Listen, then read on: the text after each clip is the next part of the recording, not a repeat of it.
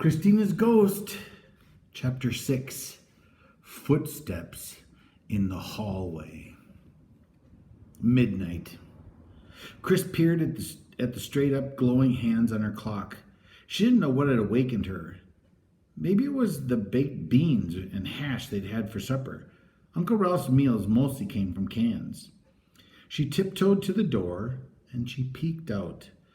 Trembling, she felt for a light switch, hoping Uncle Ralph wouldn't wake up. The hall was chilly and damp. At the far end, beyond the row of closed bedrooms, the attic door stood open. What should she do? Call her uncle and tell him to what? Wake up, Uncle Ralph, the attic door's open and I'm scared? He would tell her to close it and go back to bed. She started down the corridor, pressing herself close to the wall. If there was something on those steps, she didn't want to see it.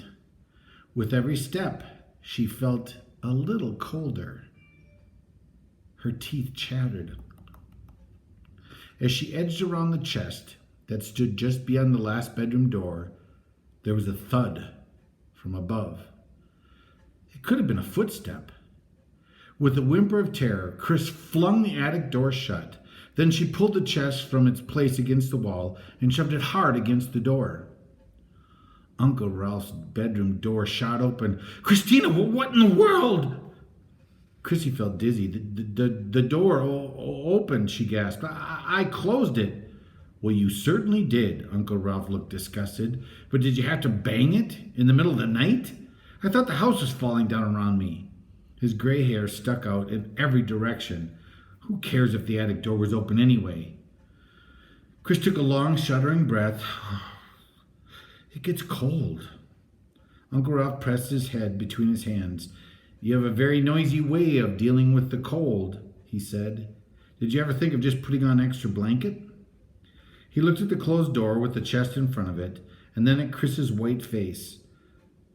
"You know, Christina, doors open and close by themselves in old houses," he said a little more gently. "It happens all the time. Now, if you're ready to go back to bed." "I sure am." Chris padded down the hall to her room and switched on one of the dresser lamps. Then she closed the door and pulled a chair in front of it. A moment later, she heard the hall light click off. "I'll stay awake until morning," she promised herself. "I won't even close my eyes." But once in bed, with the covers tucked up to her ears, she slipped quickly into an uneasy sleep. First she dreamed of her mother and father had been in a car accident. Then she dreamed that Aunt Grace was moving to Alaska and taking Jenny with her. And then she dreamed there was a tiger in her closet, struggling to get out. "No!" She woke up with the words straining in her throat. The room was still dark except for the circle of light from the dresser lamp. Out in the hall, something scraped across the floor. The chest. The chest was being pushed aside. Chris dove under her covers, but she couldn't close out the heavy footsteps coming down the hall. Boom, boom. As they drew closer, damp cold seeped into her bedroom. It was outside her door. She knew it. Uncle Ralph would be sorry tomorrow when he found her lying there frozen solid, a look of terror on her face. She looked so pitiful, he'd say. Why in the world didn't she get herself another blanket? The footsteps suddenly moved away. Chris lay rigid, afraid to move. Time passed and her muscles ached, but she stayed in her sheet tent. Then, when she peered out at last, the first gray light of morning was touching the windows. She stayed in bed another half hour, listening to the world wake itself up.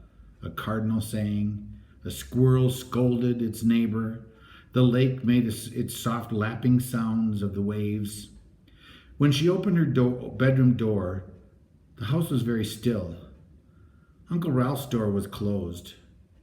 The attic door was closed too. There's nothing unusual to see except for the chest. It stood out from the attic door at an angle, as if something or someone had roughly thrust it aside. Dun dun dun.